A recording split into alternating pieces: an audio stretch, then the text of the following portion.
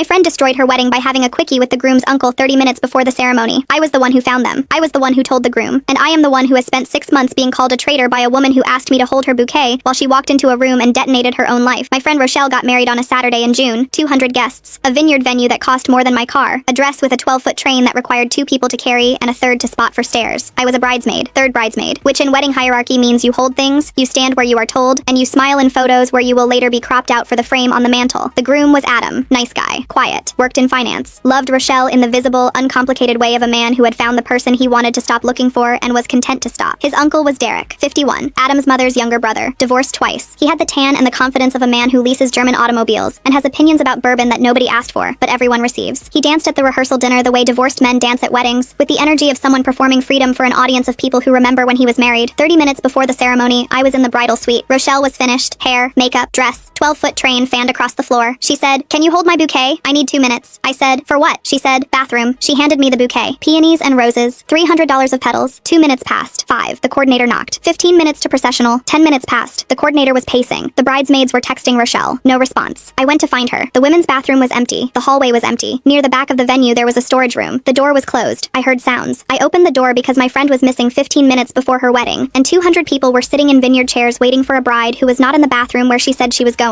Derek and Rochelle, in the storage room, against a shelf of catering supplies. His jacket was on the floor. Her dress was compromised in a way I will describe only as architecturally restructured. Rochelle said, "Close the door." I closed the door. Not because she told me to, because I needed the door between me and what I had just seen to process the fact that my friend was with the groom's 51-year-old uncle 30 minutes before she was supposed to walk an aisle toward the groom's face. I stood in the hallway holding $300 of peonies and a decision that was going to end someone's wedding regardless of which direction I carried it. I found Adam in the groom's suite. He was adjusting his tie. He was smiling. The specific smile of a man about to marry the woman he loves and believes she is in a bathroom holding a bouquet. I said, "Rochelle is in the storage room with Derek." He said, "What do you mean with Derek?" I said, "I mean with Derek." His face traveled from confusion to processing to understanding to the specific pale stillness of a man whose tie is suddenly irrelevant because the knot he was tying is not the knot that just came undone. He said, "You're sure?" I said, "I opened the door." He walked to the storage room. He opened the door. I heard his voice say one sentence. "The wedding is off." 200 guests were told, due to unforeseen circumstances, the ceremony has been postponed. Postponed. Because the bride was found with the groom's uncle in a storage room is not a sentence a wedding coordinator is trained to deliver. Rochelle found me in the parking lot, crying, dress still compromised. She said, "Why did you tell him?" I said, "Because he was about to marry you." She said, "I was going to end it with Derek after the wedding." After the wedding. She was going to use the ceremony as the line between the affair and the marriage, as though vows are a reset button and the thing that happened before I do is erased by the saying of it. I said, 30 minutes before your wedding is not a mistake. It's a decision. You got dressed, you did your hair, you put on the dress, you handed me the bouquet, you walked to the storage room. Every step was a choice. She said, "You ruined my wedding." I said, "You ruined your wedding." I just opened the door. She has not spoken to me since. 6 months. Adam moved to another city. He texted me once. "Thank you for telling me. Nobody else would have." Derek was banned from family events. Adam's mother, Jillian, has not spoken to her brother since. Then Nora, the bartender at the venue, pulled me aside in the parking lot. She said, "The storage room. That wasn't the first time." She said, "I've worked this venue for 3 years. Derek has been here 4 times. 4 different weddings. Each time he's been with someone from the wedding party." She said, "Derek doesn't come to weddings for the ceremony. He comes for the access. A venue full of dressed up, emotional, slightly drunk people in a building with empty rooms and closed doors. He has a pattern. 4 weddings, 4 storage rooms, 4 women who were not Rochelle. Derek is not a man who made a mistake with his nephew's bride. He is a man who attends weddings as a hunting ground." My friend Hala said, "4 weddings? That's not an affair. That's a system." Nora met me at a coffee shop. She told me Derek shows up alone. No date. He arrives early, positions himself at the bar, watches the room. He picks someone in the wedding party. Always someone who looks a little overwhelmed, a little emotional, someone who has been running around all day doing things for the bride and has not had anyone ask them how they are doing. He buys them a drink and then another, and he compliments them in a way that feels private and specific. Nora said he waits for the window, the 30 minutes before the ceremony, the hour after the first dance, the moment when everyone is distracted. He does not rush it. He builds a small connection over the first hours, and when the chaos peaks, he finds that person, suggests they step away from the noise, just for a minute, and there are always empty rooms in a venue. Nora told me about the last wedding before Rochelle's. Derek spent the reception with a young woman from the bridal party. Near the end of the night, she saw them walk toward the back hallway together. 20 minutes later, Derek came out alone, straightening his shirt. A few minutes after that, the young woman came out of a coat closet. Her face was red and her eyes were wet, and she went straight to the bathroom and did not come back out for a long time. Nora told the venue manager. He said, "Unless someone files a complaint, it's not our business." Nora looked at me and said, "That's why I told you. Because you actually did something. You opened the door. Nobody else opens the door." I said, "Would you be willing to tell this to someone in Derek's family?" She said, "I'll tell it once. To the right person. But I'm not getting dragged into family drama. I just pour drinks." Then Derek called me. Unknown number. His voice was warm, calm, concerned. He said, "I heard you've been asking around about me. I just wanted to check in. Make sure you're doing okay." He sounded like a friend calling to see how you are holding up. For 5 seconds, his voice was so smooth that I almost questioned 6 months of evidence and instinct. That is how good he was. Then he said, "Rochelle is worried about you. She told me you've been reaching out to people for from the venue. Rochelle told him. Rochelle, who had not spoken to me in 6 months. Rochelle, who called me a traitor and went silent. She was talking to Derek about me. The woman who said it was a mistake was still in contact with the mistake. Hala said, he called you? That's not a check-in. That's a warning. And Rochelle told him, you need to move fast before he builds a wall around the story. I called Jillian, Adam's mother. I said, I was a bridesmaid at Adam's wedding. I have something you need to hear. It's about your brother. She said, I haven't spoken to Derek since June. Whatever you have to say, I'm not sure I want to hear it. I said, that's exactly why you need to. She said, fine, I'll meet you, but I'm not promising anything. Then Rochelle texted me, first communication in 6 months. I heard you're trying to make this into something bigger than it was. It was my mistake. Mine. Stop dragging other people into it. I typed back, it wasn't just your mistake, and you know it. No response. Silence after a sentence like that is not disagreement. It is recognition. I sat across from Jillian at a restaurant. She said, I agreed to meet you because Adam trusts you. That is the only reason. I told her everything Nora told me. 4 weddings, the access, the pattern, the timing, the young woman with red eyes, the venue manager who said it was not his business. I kept my voice flat. I gave her facts like setting plates on a table. I said, Derek didn't stumble into your son's wedding and make a one-time mistake. He's been doing this for years. Jillian did not interrupt once. Then she said, are you doing this because you care about my son or because you want to feel right about what you did at the wedding? I paused. Then I said, both. I'd be lying if I said it wasn't both, but the pattern is real whether I feel right or not. Something in her eyes changed. Not softness, recognition. Then her voice got older, like she was pulling words up from somewhere she had not gone in a long time. She said, when Derek was 30, he got into trouble at a family reunion. My cousin's daughter. She was 22. My mother handled it. She told me Derek had too much to drink and got confused. I believed her because I was 19 and he was my brother. She said, I have spent 20 years telling myself that was a one-time thing. I said, the bartender will talk to you. Once. She said, I need to hear it from someone with no reason to lie. Meanwhile, Rochelle posted online. It did not name me, but it was obviously about me. Someone who couldn't stand to see me happy. Still trying to control the story. I've moved on, but she refuses to. Every sentence was carefully written to sound like a woman being harassed by a former friend. None of it mentioned Derek. None of it mentioned the storage room. None of it mentioned that she was still in contact with the man she called a mistake. Every day I spent building a case against Derek was a day Rochelle spent building a case against me. The narrative was being written without me, and the person writing it was the same woman who handed me her bouquet and walked into a storage room and then called me a traitor for opening the door. The next evening, Nora, Jillian, and I were on a phone call. Nora told it the same way she told it to me. Calm, specific, factual, 4 weddings, how Derek arrived alone, how he found someone in the wedding party, the coat closet, the young woman, the venue manager. When Nora finished, the line went quiet. Then Jillian said, thank you, I need a day. 4 days of silence. Then Jillian called. Her voice was harder, more certain. She said, I spoke to my cousin, her daughter. She's 38 now. She told me what actually happened. It wasn't confusion. It wasn't drinking. My mother covered for him. My mother told the whole family a version that protected Derek and left that girl alone with what happened to her. She said, I called 3 other family members. 2 of them had stories. A comment here. A hand on a knee there. Things people noticed and filed away and never connected because nobody connected them. Because we were told not to. She said she had written Derek a physical letter. She named the venue, the weddings, the family reunion. She told him he is no longer welcome at any family event. She told him she is informing every family member of why. She said, I mailed it this morning. I also called Adam. He knows everything now. I said, how did Adam take it? Jillian was quiet. Then she said, he was quiet for a long time. Then he said, she opened the door. He meant you. The same door. The same handle I can still feel in my palm. The same choice that cost me a friendship and 6 months of being called a traitor. But now, it did not just end a wedding. It cracked open 20 years of silence that an entire family had agreed to keep without ever saying so out loud. Adam texted me that evening. My mom told me everything. I'm glad you didn't stop at the storage room. Thank you for being the person who opens doors. I read it 3 times. I held the phone against my chest. Rochelle never contacted me again. The post stayed up. Some friends drifted back. Some did not. Derek did not respond to Jillian's letter. 2 family members called him directly. He blocked all 3 of them. Jillian wrote me, blocking us is the first honest thing he's done. It means he knows we're right. Hala said one evening, do you still think about the bouquet? I said, every time I see peonies. She said, you held the flowers, then you held the truth. Most people would have put both of them down. Some doors you open and wish you had not. Some doors you open and the whole hallway changes. I opened both. I would open them again.